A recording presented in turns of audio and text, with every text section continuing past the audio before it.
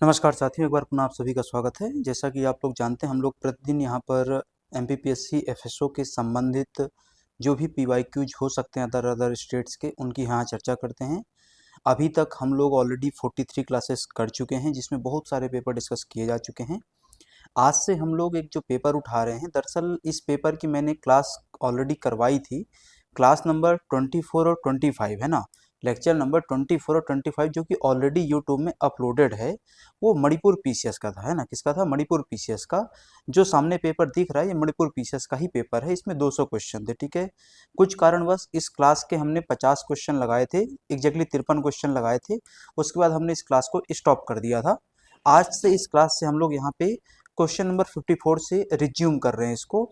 और इस 54 से हम रिज्यूम करके इसको लेकर के जाएंगे पूरा 200 तक, है ना। इसमें यहाँ से हम चालू कर रहे हैं आज 54 से, और पूरा हम इसको लेकर के जाएंगे। जो इसमें 200 क्वेश्चन दिए हुए हैं उन पूरे 200 क्वेश्चन को करेंगे, एक्सेप्ट वो क्वेश्चन जो हमारे सिलेबस से संबंधित नहीं है। जैसा कि आखिरी के बहुत सारे क्वेश्चन ऐसे हैं जो हमारे सिलेबस से संबंधित नहीं है, इनको हम स्किप कर देंगे, ठीक है। मतलब 150 क्वेश्चन के लगभग हम करने वाले हैं, ठीक। चलिए चालू करेंगे।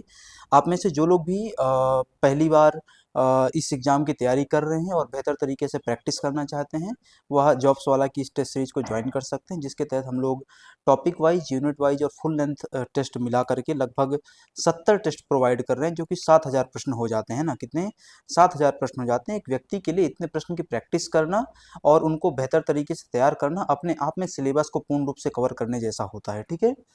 इस सब को ज्वाइन करने के लिए आपको जॉब्स वाला की एप्लीकेशन गूगल प्ले स्टोर से डाउनलोड करनी होगी और आप इसको ज्वाइन कर पाएंगे, ठीक। एक बात और, इसमें सब कुछ वही पैटर्न रहेगा जो आयोग का पैटर्न है, विथ नेगेटिव मार्किंग, बाइलिंगुअल, है ना। Everything will be like the main exam, ठीक है। और यदि कोई समस्या आती है तो इस नंबर पर आप व्हाट्सएप में मैसेज कर सकते हैं। चालू करते हैं हमारी आज की अपनी इस क्लास को। जैसा मैंने बताया कि हम 54th क्वेश्चन से चालू करेंगे। इसके प्रश्न क्रमांक 53 तक के ऑलरेडी अपलोडेड हैं। क्वेश्चन नंबर 24 और सॉरी लेक्चर नंबर 24 और 25 में आपको मिल जाएगा, ठीक है। चलिए, पहला क्वेश्चन है, formation of abscisin layer is a maturity index of. इस क्वेश्चन को जैसे हमने कल भी लगाया था, जब एक कल का पेपर जब डिस्कस कर रहे थे केरल पीसीएस वाला, उसमें भी इसी प्रकार से क्वेश्चन था। जैसे उसमें क्वेश्चन ये दिया हुआ था कि कौन सा फ्रूट है जिसमें ठक ठक की आवाज आती है। मैच्योरिटी इंडेक्स के तौर पे यदि हम बात करें तो एक हॉलो साउंड आता है। हॉलो साउंड को हम क्या कह सकते हैं? ठक ठक की आवाज आती है, ठीक है। तो किसका था? वाटरमेलन का था। उसी प्रकार से यहाँ पे अभी हमारे लिए है कि formation of abscisin layer, एब्सिसिन layer का बनना किस फल की परिपक्वता का संकेत माना जाता है, ठीक है। तो जो एब्सिसिन लेयर होती है वो सामान्यतः किसमें पाई जाती है? ओनियन में पाई जाती है। किसमें पाई जाती है? प्याज में पाई जाती है ना। ये जो प्याज में एब्सिसिन लेयर रहती है, यदि वो फॉर्म हो जाए, यदि वो बन जाए, तो हम मानते हैं कि प्याज क्या हो चुकी है? अपने मैच्योरिटी फेज में पहुंच चुकी है। अब इसको क्या कर लेना चाहिए? हार्वेस्ट कर लेना चाहिए। अब वहां से क्या कर लेना चाहिए? उसको, उसकी जो वो थी फसल थी, उसको निकाल लेना चाहिए, ठीक है। हार्वेस्टिंग कर लेनी चाहिए। तो ये एग्जैक्टली वो रहता है ना। Once this layer is formed, एक बार एब्सिसिन लेयर बन जाती है, the neck bends and falls over, है ना।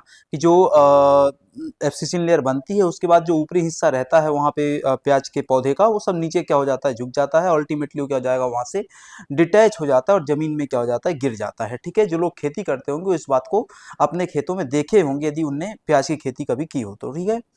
अब कुछ और भी वो होते हैं, अलग अलग मैच्योरिटी इंडेक्सेस होते हैं। जैसा मैंने वाटरमेलन का आपको बताया, कल भी हमने इस क्वेश्चन को लगाया था कि वाटरमेलन में क्या होता है? डल हॉलो साउंड आता है। क्या आता है? जब आप उसको टैप करेंगे, जब आप उसको खटखट के मारेंगे उंगली से, है ना, तो उसमें से अंदर क्या आएगा? खोखला साउंड आएगा, ठीक। बनाना का मैच्योरिटी इंडेक्स कैसे पता करते हैं? Change in a peel colour, है ना। कि जैसे जैसे बनाना क्या होता है? अपने मैच्योरिटी इंडेक्स की ओर जाता है, वैसे वैसे उसके छिलके का रंग बदलता जाता है। जब वो मैच्योरिटी इंडेक्स में की तरफ नहीं रहेगा, मतलब अपने यंग एज में रहेगा, तब उसका जो पील कलर है वो कैसा रहेगा? ग्रीन रहेगा, डीप ग्रीन रहेगा, एकदम हरा, कच्चा केला जिसको तुम बोलते हो, ठीक है। और जैसे जैसे वो मैच्योरिटी फेज की ओर बढ़ेगा, जैसे वैसे पकने की अवस्था में बढ़ेगा, वैसे वैसे उसका कलर कैसा होता जाता है? छिलके का ग्रीन टू येलोइश ग्रीन होता जाता है, ठीक है। ऐसा देखा होगा आपने। ऐसे ही सिट्रस फ्रूट से मान लो तो उनका क्या हो जाता है? सिट्रस फ्रूट कैसे पता करें? जैसे बाजार है ना, ठंडी में संतरे आते हैं बाजार में, है ना। अब कोई संतरा अच्छा पका है या नहीं पका कैसे पता करते हो भाई? तो सिंपल सा तरीका होता है, जैसे आप एक संतरा उठाएंगे और उसको छीलेंगे, है ना, संतरा है, मौसम्मी है, कुछ भी, उसको छीलेंगे, तो यदि उसकी लेयर है ना, यदि उसकी लेयर, बाहरी जो लेयर रहती है इसको तुम फेंक दोगे छिलके को, यदि उसकी लेयर अंदर के फल से चिपकी हुई है, पल्प जो रहता है अंदर उससे चिपकी हुई है, इसका मतलब कि अभी मैच्योरिटी फेज नहीं आया है। तो easy separation of the segments, यदि सेगमेंट इजिली सेपरेट हो रहे हैं और पील ऑफ हो रहे हैं, then citrus fruits maturity phase में पहुंच गया है, अथवा नहीं पहुंचा, ठीक है, ऐसा नहीं होता तो नहीं पहुंचा। तो इसी प्रकार से हम अलग अलग तरीकों से क्या कर सकते हैं, अलग अलग फ्रूट्स के मैच्योरिटी इंडेक्स निकाल सकते हैं। What is the maturity index of the avocado? अब इसी पेपर में पूछ रहे हैं लोग, है ना, इसी पेपर में पूछ रहे हैं लोग कि एवोकाडो का मैच्योरिटी इंडेक्स क्या होता है, यहाँ पे लिखा हुआ है, कैसे पता करेंगे, ठीक है। तो sugar content, acid content, TSS या फिर ऑयल कंटेंट, ठीक है। तो जो एवोकाडो होता है वो जैसे जैसे मैच्योरिटी इंडेक्स की ओर बढ़ता है वैसे वैसे उसमें ऑयल कंटेंट क्या होता है, बढ़ता चला जाता है, ठीक है। ऑयल कंटेंट एग्जैक्टली क्या है, तो variety specific minimum percentage requirement, ठीक है, कि जो अलग अलग प्रकार के एवोकाडो रहेंगे उनका एक फिक्स्ड है अमाउंट, कि यदि इतना ऑयल आ रहा है, यदि इतना ऑयल क्या हो रहा है उसमें शो हो रहा है ना, ऑयल कंटेंट शो हो रहा है, दैट मीन्स कि वो अपने मेजोरिटी फेज में पहुंच चुका है। तो एक मिनिमम रेंज सेट कर दी गई है ना। तो ऑयल कंटेंट क्या बताता है, एवोकाडो के मैच्योरिटी इंडेक्स को बताता है, ये आपको ध्यान में रखना है, ठीक। इसी प्रकार से ऑलिव जो रहता है उसके लिए भी क्या रहता है, ऑयल कंटेंट का ही मैच्योरिटी इंडेक्स मेथड यूज करते हैं, ठीक है। सनफ्लावर के लिए भी सेम यूज करते हैं, ग्राउंड नट के लिए भी सेम यूज करते हैं, है ना। इसके अलावा मैंगो के लिए स्पेसिफिक ग्रेविटी यूज करते हैं, मैंगो के लिए क्या यूज करते हैं, स्पेसिफिक ग्रेविटी मेथड यूज करते हैं। क्यों? क्योंकि जैसे जैसे मैंगो क्या होता जाएगा, मैच्योर होता जाएगा, है ना, जैसे जैसे मैंगो मैच्योर होता जाएगा वैसे वैसे उसकी ग्रेविटी बढ़ती चली जाती है ना, उसकी क्या होती है, ग्रेविटी बढ़ती चली जाती है। जैसे उदाहरण के लिए सिंपल सा कहें कि एक कच्चा आम है और एक पका हुआ बड़ा आम है ना, तो जो कच्चा आम रहेगा छोटा रहेगा, ऑब्वियस सी बात है, एक तो है ना, तो और दूसरा उसके कंपेयर में जो पका हुआ आम है वो बड़ा रहेगा, उसमें पल्प क्या रहेगा, ज्यादा रहेगा, उसमें शुगर कंटेंट क्या रहेगा, ज्यादा रहेगा। चूंकि पल्प ज्यादा है, शुगर कंटेंट ज्यादा है, तो अल्टीमेटली क्या हो जाएगा, वो बड़ी इजिली पानी में सिंक कर जाएगा। वही बात यहाँ पर भी लिखी हुई है, वो बताता है कि वो क्या है, मैच्योर हो चुका है ना। वाटरमेलन का हमने ऊपर देख लिया, बनाना का हमने ऊपर देखा, ओनियन का हमने ऊपर देख लिया, पाइनएप्पल का आई फ्लैटरिंग एंड कलर रहता है ना, सिट्रस फ्रूट का हमने ऊपर डिस्कस किया, सेरल्स पल्सेस का हस्क और पॉट ड्राइंग मेथड आप यूज कर सकते हैं, ठीक। अगला, which of the following is biodegradable plastic, ठीक है। आपके उसमें सिलेबस में पैकेजिंग का पूरा चैप्टर दिया हुआ है ना, आपके सिलेबस में फूड पैकेजिंग का पूरा चैप्टर दिया हुआ है, वहीं से क्वेश्चन बनता है कि विच of the following is a biodegradable plastic, है ना। बायोडिग्रेडेबल प्लास्टिक निम्नलिखित में से कौन सा है, तो बायोडिग्रेडेबल प्लास्टिक के तौर पे हम जिसको मानते हैं वो कौन है, पॉलीहाइड्रोक्सी ब्यूटायरेट, है ना, क्या है, पॉलीहाइड्रोक्सी ब्यूटायरेट। अब आता है प्लास्टिक जो बायोडिग्रेडेबल है उसका मतलब क्या होता है, तो बायो का मतलब ही होता है कि वह किसी माइक्रो ऑर्गेनिजम्स की वजह से, किसी जो वो होते हैं बायोलॉजिकल जीव होते हैं, उनकी वजह से क्या हो जा रहा है, डिग्रेडेड हो जा रहा है, वह इन्वायरमेंट में नहीं रह रहा है, वह खत्म हो जा रहा है, ठीक है। कि plastics that can be decompose, है ना, वो अल्टीमेटली क्या हो जा रहा है, खत्म हो जा रहा है, decompose by the action of micro organisms just like bacteria, fungi और एल्गी एक्सेट्रा, ठीक है। और वो किस में टूटेगा, प्लास्टिक जो डिग्रेडेड होगा, डिकम्पोज होगा, वो किस में टूटेगा, CO2 वाटर और अल्टीमेटली एक बायोमास भी बच जाएगा, है ना, एक क्या आखिरी में कचरा बच जाएगा, ठीक है। तो उसका बेस्ट एग्जांपल क्या हुआ, उसका बेस्ट एग्जांपल जो हमने देखा वो क्या था, पॉलीहाइड्रोक्सी ब्यूटायरेट, है ना। अब पॉलीहाइड्रोक्सी जो ब्यूटायरेट है वो एक उदाहरण है किस कैटेगरी का, वो उदाहरण है किस कैटेगरी का, पॉलीहाइड्रोक्सी है ना, पॉलीहाइड्रोक्सी एल्केनोएट्स का, किसका, पॉलीहाइड्रोक्सी एल्केनोएट्स का। अब पॉलीहाइड्रोक्सी जो एल्केनोएट होता है जिसको हम शॉर्ट में PHA कह सकते हैं, उसका एक एग्जांपल होता है पॉलीहाइड्रोक्सी ब्यूटायरेट जो हमारा आंसर था, दूसरा एग्जांपल होता है पॉलीहाइड्रोक्सी वेलेरेट, है ना, दूसरा एग्जांपल क्या होता है, पॉलीहाइड्रोक्सी वेलेरेट। तो ये भी आपको ध्यान में रखना है। इसके अलावा PHA के अलावा और भी एग्जांपल्स होते हैं इस कैटेगरी में, बायोडिग्रेडेबल प्लास्टिक कैटेगरी में, उसमें एक क्या आता है, पॉलीलैक्टिक एसिड आता है, आपको ध्यान में रखना है कैसे बनता है, लैक्टिक एसिड से बनता है। क्या करवाना पड़ता है, फर्मेंटेशन ऑफ स्टार्च और शुगर और कॉर्न का फर्मेंटेशन करवा करके आप क्या कर सकते हैं, इस प्लास्टिक को बना सकते हैं, जो कि इजिली डिकम्पोज हो जाएगा with the help of the micro organisms. तीसरा आता है स्टार्च बेस्ड प्लास्टिक और चौथा आता है कैप्रोलैक्टोन है ना, क्या आता है, पॉलीकैप्रोलैक्टोन। तो ये तो क्या हो गया, बायोडिग्रेडेबल हो गया। कुछ होते हैं जो डिग्रेडेबल नहीं है, नॉन बायोडिग्रेडेबल, तो नॉर्मल प्लास्टिक आप जो भी यूज कर रहे हैं, देख रहे हैं, वो सब normal plastic, polyethylene, polystyrene, polypropylene, polyvinyl chloride है ना, ये सब क्या है, नॉर्मल प्लास्टिक, ये नॉन बायोडिग्रेडेबल है, मार्केट में मतलब सॉरी इन्वायरमेंट में हजारों साल तक यहाँ पड़े रहेंगे, ठीक है। चलो अगला आता है, जब fruit matures the specific gravity will, है ना।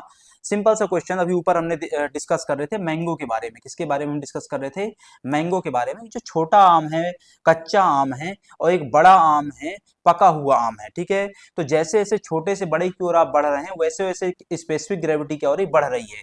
ये हमने ऊपर डिस्कस किया। क्यों डिस्कस किया, कि हमने बताया मैंगो की मैच्योरिटी इंडेक्स कैसे पता चलेगी। तो मैंगो की मैच्योरिटी इंडेक्स पता करने के लिए आप स्पेसिफिक ग्रेविटी चेक करिए। बोले साहब स्पेसिफिक ग्रेविटी में क्या मिलेगा, तो स्पेसिफिक ग्रेविटी बढ़ी हुई मिलेगी। क्यों मिलेगी, कारण वापस से हमने डिस्कस किया था, क्यों मिलेगी।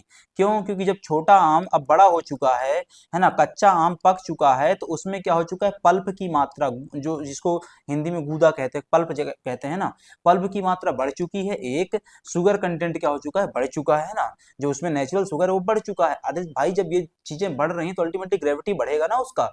तो as the fruit matures the specific gravity increases, ठीक है, ध्यान में रखना है आपको, है ना। तो वो क्या होता है, उसी के साथ बढ़ता जाता है। As the fruit matures the starch converts into sugar, starch का होगा शुगर में कन्वर्ट होगा, and cell contents become denser, जो अंदर सेल थी, पूरा का पूरा मटेरियल था, उसका जो कंटेंट था वो क्या हो जाएगा, डेंस हो जाएगा, उसका घनत्व बढ़ जाएगा। अरे जब घनत्व बढ़ेगा तो ग्रेविटी बढ़ ही जाएगा, जब घनत्व बढ़ेगा तो ग्रेविटी बढ़ जाएगा, ठीक है। जो इमेच्योर फ्रूट्स रहते हैं उनकी स्पेसिफिक ग्रेविटी कम रहती है, और वो पानी में क्या हो जाते हैं, वो होते हैं, पानी में तैरते रहते हैं। और जो मैच्योर फ्रूट्स रहते हैं उनकी ग्रेविटी क्या रहती है, ज्यादा रहती है, और वो पानी में क्या हो जाते हैं, डूब जाते हैं, ठीक है। आम आप छोटा सा उठाइए, कच्चा उठाइए, और एक बड़े बर्तन में डाल दीजिए, वो तैरता रहेगा। बड़ा आम उठाइए, बड़े बर्तन में डाल दीजिए, वो डूबने लग जाएगा, ठीक है। ये हम मेथड कहाँ यूज करते हैं, मैंगो में, एप्पल में, गुआ में, इनमें हम इस मेथड को यूज करते हैं, ठीक है। इसी प्रकार का एक और क्वेश्चन है, solidity is the maturity index for, है ना। जो सॉलिडिटी होती है वो किसका मैच्योरिटी इंडेक्स माना जाता है। तो जो सॉलिडिटी होती है वो सामान्यतः मैच्योरिटी इंडेक्स के तौर पे किसके लिए यूज करते हैं, हम पत्तेदार सब्जियों के लिए यूज करते हैं। किसके लिए यूज करते हैं, लीफी वेजिटेबल्स के लिए। किसके लिए यूज करते हैं, सॉलिडिटी इंडेक्स को लीफी वेजिटेबल्स के लिए यूज किया जाता है, पत्तेदार सब्जियों के लिए यूज किया जाता है, ठीक है। अभी क्या होता है एग्जैक्टली, तो solidity is the ratio of a weight of a head, है ना। सॉलिडिटी क्या होता है, रेशियो होता है एक प्रकार का। किसके बीच में रेशियो रहेगा, रेशियो मतलब दो चीजों के बीच की बात हो रही है ना। तो एक weight of the head, like cabbage और कॉलीफ्लावर, है ना, गोभी हो गया आपका, पत्ता गोभी, है ना, टू इट्स वॉल्यूम, और sometimes measured as the ratio of head density to displaced water. तो कई बार इसको आप क्या करते हैं, सब्जी को उठाते हैं, पानी में रखते हैं, देखते हैं उसने कितना पानी डिस्प्लेस किया, उसके आधार पे निकालते हैं कई बार आप, है ना। एक दूसरा तरीका क्या होता है निकालने का, जो पहली लाइन में लिखा हुआ था, कि weight of head to its volume, है ना, और sometimes measured as the ratio of head density to displace water. कैसे मेजर करेंगे कि भाई हमने क्या किया, पत्ता गोभी लिया, या लिया हमने गोभी, है ना, और उसको क्या कर दिया, एक पानी में रख दिया, एक पात्र में रख दिया, पानी के पात्र में रख दिया, और फिर देखा कि उसने कितने पानी को डिस्प्लेस किया, है ना। इससे हम क्या निकालते हैं, सॉलिडिटी इंडेक्स निकालते हैं, ठीक है। ये सामान्यतः किसके लिए यूज करते हैं, जो लिखा हुआ था कैबेज और कॉलीफ्लावर के लिए, पत्ता गोभी और फूल गोभी के लिए सामान्यतः इसको यूज किया जाता है, ठीक। फिर उसके बाद अलग अलग हमने यहाँ पे लिख के दिए हुए हैं, जो ऊपर भी ऑलरेडी डिस्कस किए जा चुके हैं।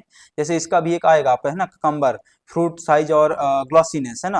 ये जैसे खीरा है, मान लो खीरा है, खीरा का कैसे पता करते हो, बाजार में जाते हो खरीदने के लिए, खीरा देखते हो, खीरा कौन अच्छा है कौन बुरा खराब है, वो कैसे पता करते हो, देखते हो यार साइज कैसा है, छोटा है कि बड़ा है, उसके हिसाब से पता कर लेते हो कि मैच्योर है कि इमैच्योर है। एक दूसरा क्या होता है, ग्लॉसीनेस, चमक है कि नहीं है, उसके आधार पे पता करते हो, है ना।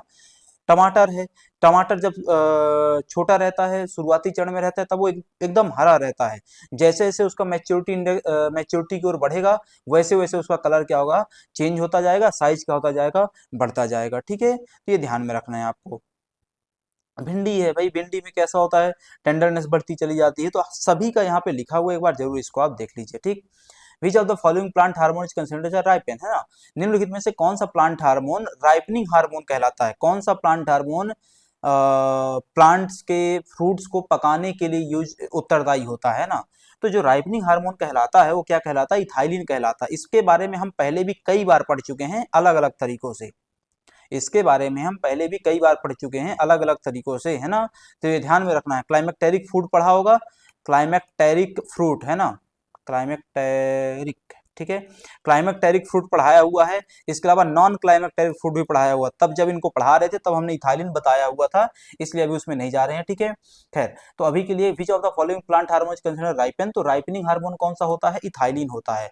फलों को पकाने के लिए उत्तरदायी कौन होता है, इथाइलिन गैस होती है, इथाइलिन हार्मोन होता है, ठीक है, ये ध्यान में रखना है। अ गैसियस प्लांट है ना, ये क्या होता है, गैसियस मटेरियल होता है। अ gaseous plant hormone that regulates fruit ripening.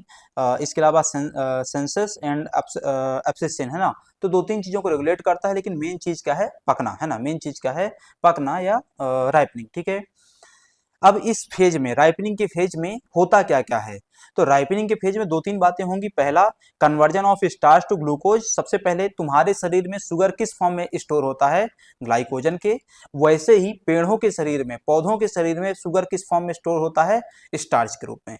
वो स्टार्च अल्टीमेटली किस में कन्वर्ट होगा, शुगर में, जब क्या हो जाएगी, राइपनिंग हो जाएगी, पक जाएगा। दूसरा, ब्रेक डाउन है तो क्लोरोफिल है ना, क्लोरोफिल क्या होगा, ब्रेक डाउन होगा। क्लोरोफिल ब्रेक डाउन होगा तो जो जो ग्रीन कलर था वो किस में कन्वर्ट हो जाएगा, येलो टू रेड में कन्वर्ट हो जाएगा, ठीक है। इसके अलावा क्या होता है, softening of the fruit, fruit हमारा थोड़ा सा क्या हो जाता है, सॉफ्ट हो जाता है, और एक प्रकार की सुगंध वहां पे डेवलप हो जाती है, एक प्रकार की अच्छी वहां पे क्या होती है, सुगंध डेवलप हो जाती है, ठीक है।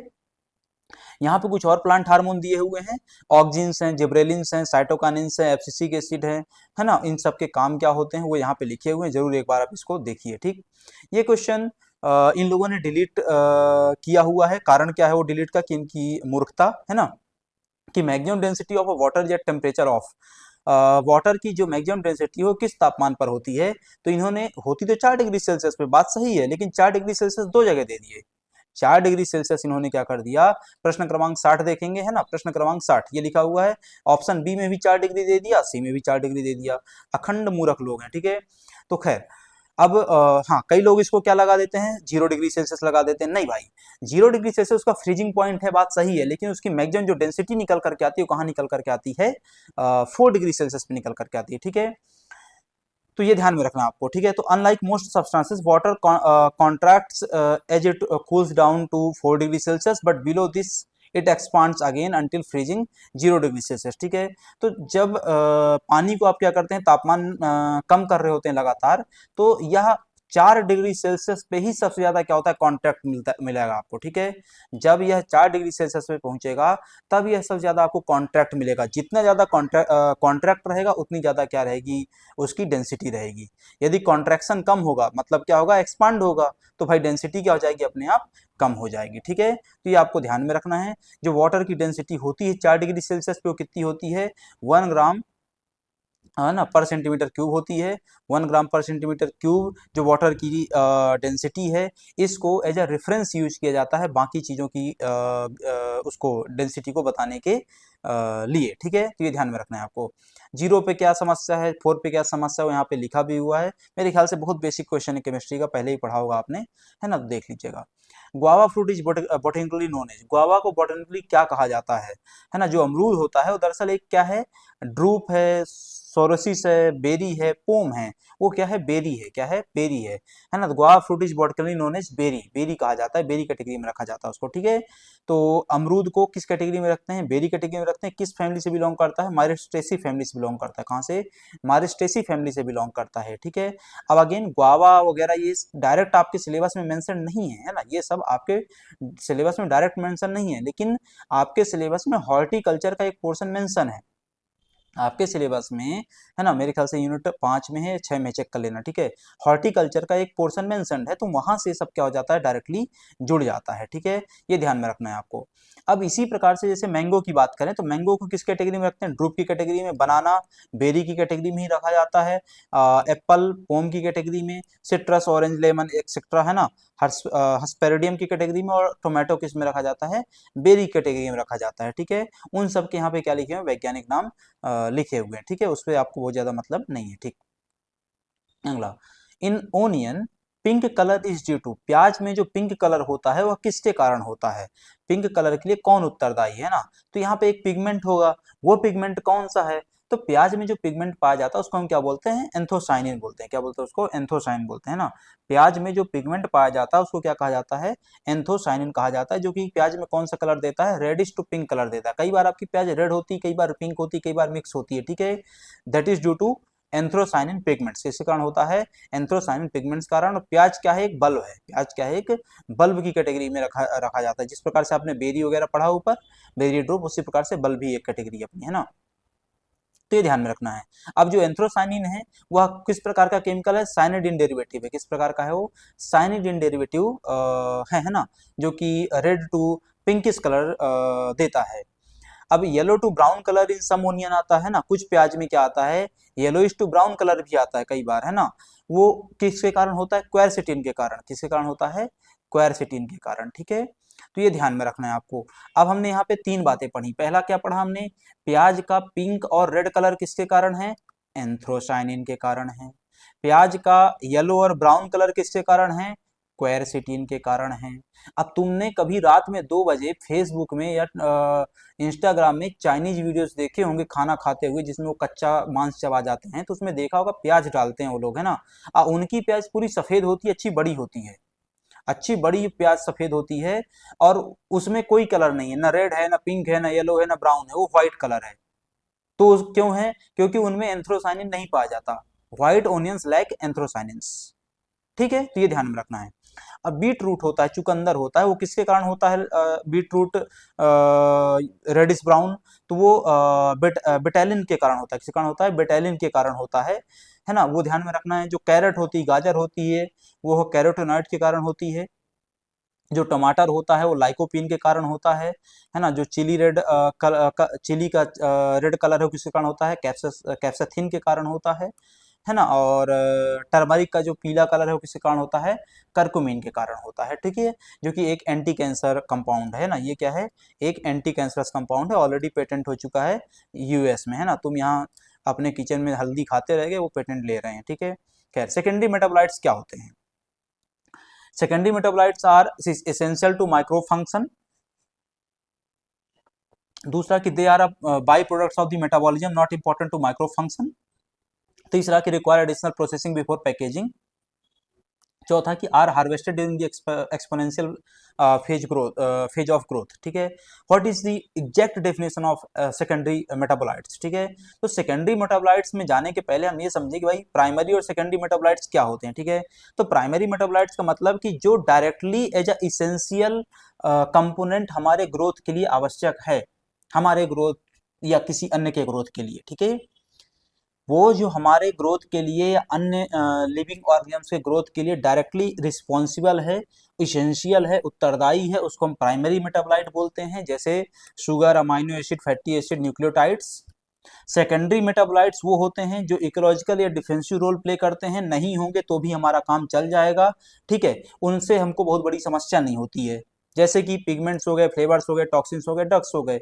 भाई प्याज बिना पिगमेंट वाली खा नहीं रहे चाइनीज वाले, लाल लाल या क्या कहते हो इसको, लाल या पिंक प्याज हमको ना मिले, सफेद मिले तो कोई समस्या हो जाएगी, कोई समस्या नहीं होगी भाई। उसमें जो न्यूट्रिएंट है वो न्यूट्रिएंट रहेंगे, बस पिगमेंट नहीं है, कोई समस्या नहीं भाई, है ना। तो इस प्रकार के जो फ्लेवेनॉइड्स होते हैं, जो कैरोटीनॉइड्स होते हैं, पिगमेंट्स होते हैं, फ्लेवर्स होते हैं, टॉक्सिन्स होते हैं, ड्रग्स होती हैं, ये सब सेकेंडरी मेटाबोलाइट की कैटेगरी में रखे जाते हैं, ठीक है।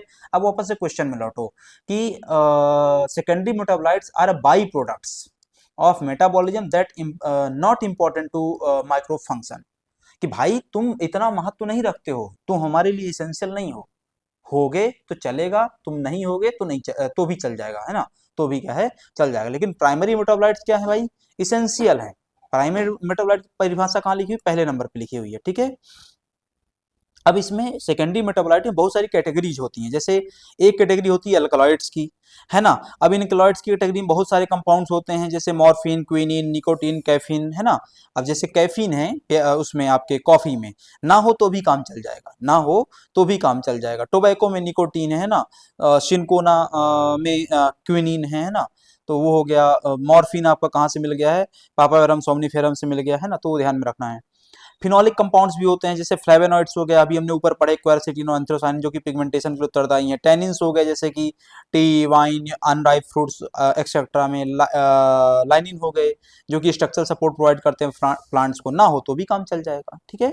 टर्पेनॉइड्स की कैटेगरी हो गई, ग्लाइकोसाइड्स की कैटेगरी हो गई, ये जरूर आप ध्यान में रखें और पढ़ें, ये एग्जाम में आपके लिए महत्व का है, ठीक है। अगला, hand and chicken disorder associated with, ये हैंड एंड चिकन डिसऑर्डर निम्नलिखित में से किस में पाया जाता है?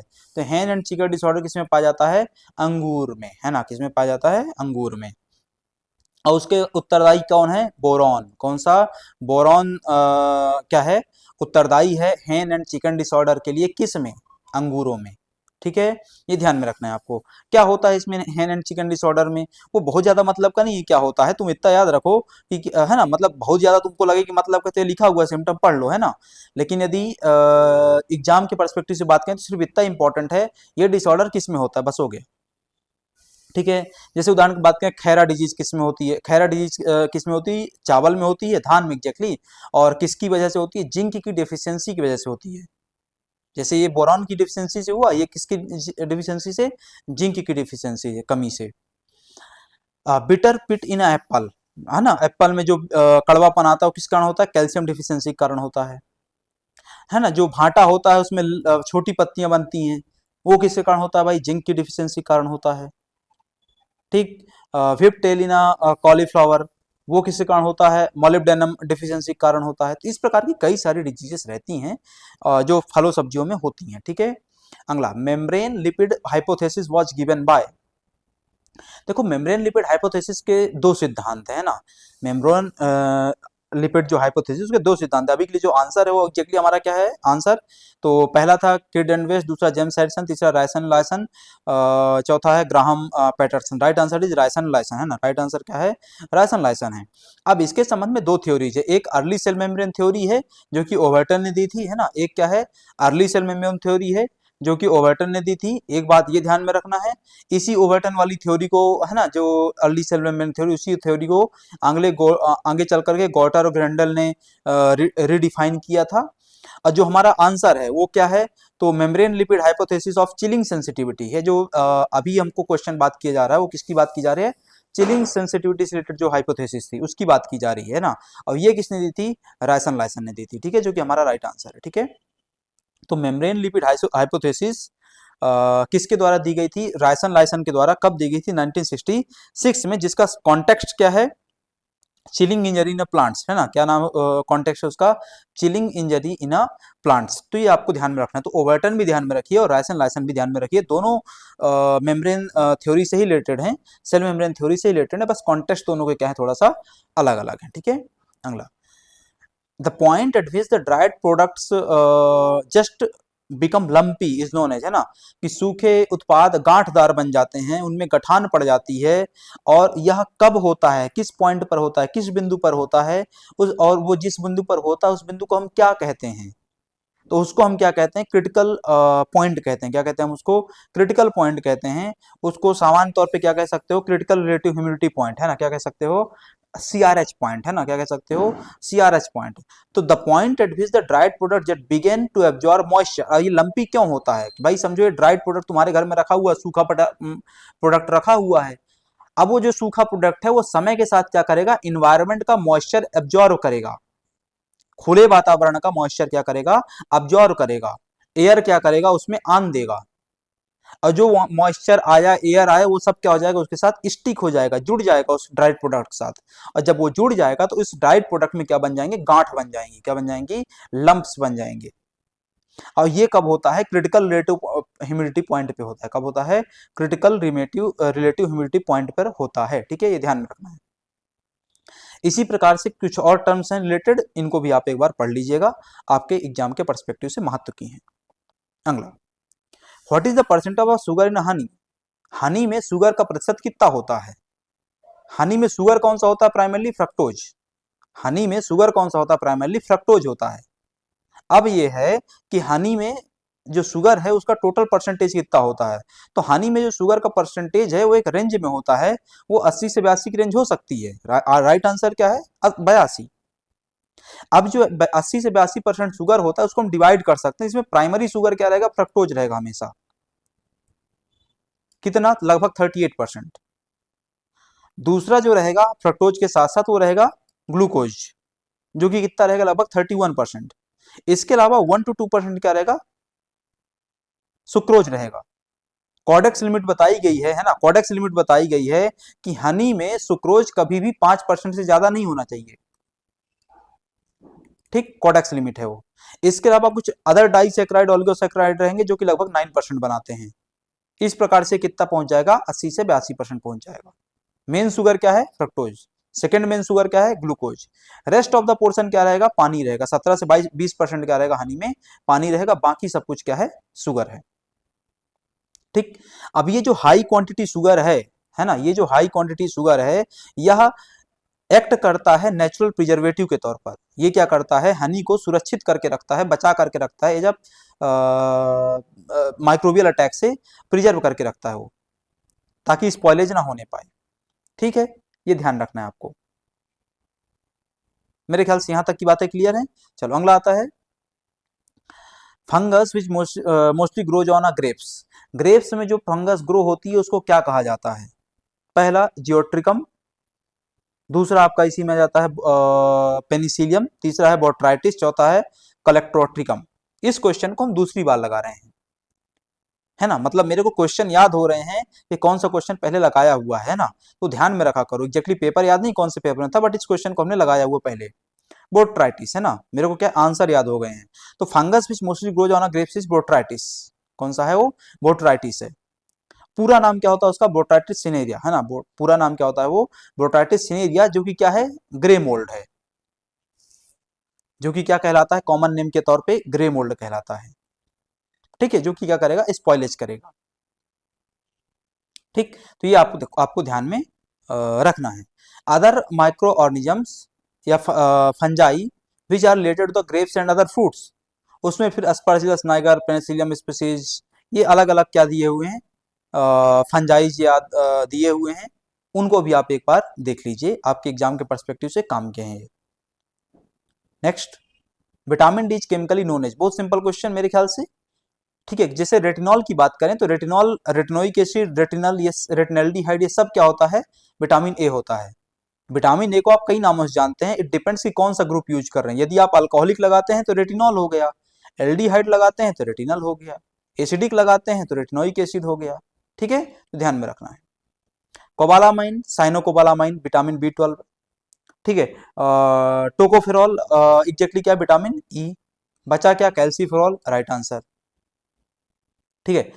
तो विटामिन डी, अच्छा विटामिन डी एकमात्र ऐसा विटामिन है जिसका स्ट्रक्चर कैसा, स्टेरॉइडल है। विटामिन डी एकमात्र ऐसा विटामिन है जिसका स्ट्रक्चर कैसा है, स्टेरॉइडल है। Chemically a group of a fat soluble secosteroids, क्या है वो, सेकोस्टेरॉइड कैटेगरी का है। ये दो प्रकार के रहेंगे, विटामिन डी 2 और विटामिन डी 3।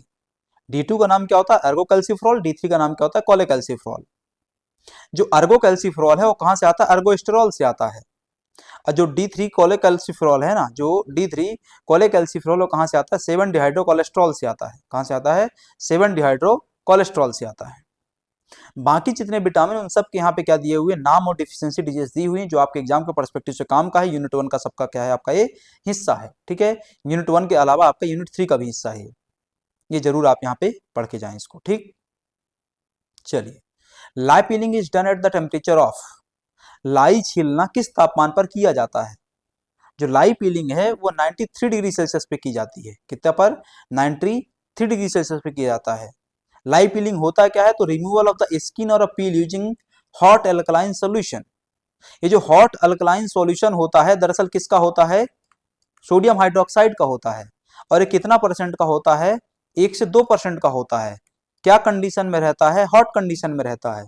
और इसमें रख करके क्या करते हैं आप, पीलिंग करते हैं, छीलने का काम करते हैं।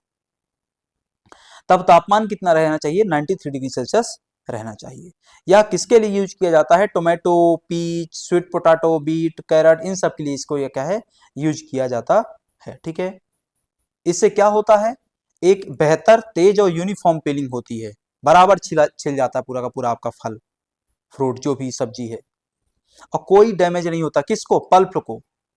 वरना पता चला घर में नई नई बहू आई है, पहली बार खाना बना रही है, आलू छीलना चालू करी, 50 ग्राम का आलू था, 25 ग्राम तो उसने छिलके में निकाल दिया,